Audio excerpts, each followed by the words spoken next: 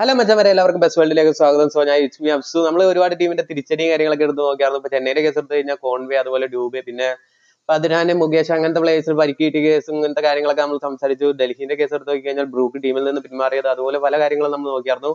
അങ്ങനെ ഇതൊക്കെയാണ് IPL തുടങ്ങാൻ കുറച്ച് ദിവസങ്ങൾ മാത്രം ബാക്കിയുള്ളപ്പോൾ ഡൽഹിയും പോയിട്ട് കൊൽക്കത്തയുടെ ക്യാപ്റ്റന് പണിയിട്ടിരിക്കുന്നത്. സോ ശ്രേയസ് അയ്യറിന് നടുവേദന മൂലം ഈ തവണത്തെ IPL മിസ്സാകുമെന്ന കാര്യത്തിൽ സംശയമാണ്. അദ്ദേഹം 1-2 മത്സരങ്ങൾ മിസ്സായാലും കളിക്കുമെന്ന് പ്രതീക്ഷിക്കാം. രഞ്ജീവ് ട്രോഫി കളിച്ചുകൊണ്ടിരുന്ന ഫീൽഡിങ്ങിലും അദ്ദേഹത്തിനെ കണ്ടില്ല. അത് കഴിഞ്ഞ് ഇന്ത്യ വേഴ്സസ് ഇംഗ്ലണ്ട് ടെസ്റ്റ് സീരീസിലും തുടക്കമൊക്കെ അദ്ദേഹം കളിക്കാനുണ്ടായെങ്കിലും അവസാനമായപ്പോൾ അദ്ദേഹത്തിന്റെ പരിക്ക് നല്ല രീതിക്ക് ശക്തമായതുകൊണ്ട് അദ്ദേഹം കളിക്കാനുണ്ടായില്ല. സോ ഇത്തവണ IPL ആരായിരിക്കും ശ്രേയസ് അയ്യർ ഇല്ലാത്തതുകൊണ്ട് ക്യാപ്റ്റൻ എന്ന് നമുക്ക് നോക്കാം. ഇനി വരുന്ന ദിവസങ്ങളിൽ അറിയാൻ സാധിക്കും. ശ്രേയസ് അയ്യർ എന്തായാലും 2-3 മാച്ചുകൾക്കുള്ളിൽ ഉണ്ടാകുമെന്ന് വിചാരിക്കാം. സോ എന്തായാലും എല്ലാ ടീമുകൾക്കും 8ന്റെ പണികൾ വന്നുകൊണ്ടിരിക്കുകയാണ്. IPL തുടങ്ങാറായി ഇപ്പൊ തന്നെ.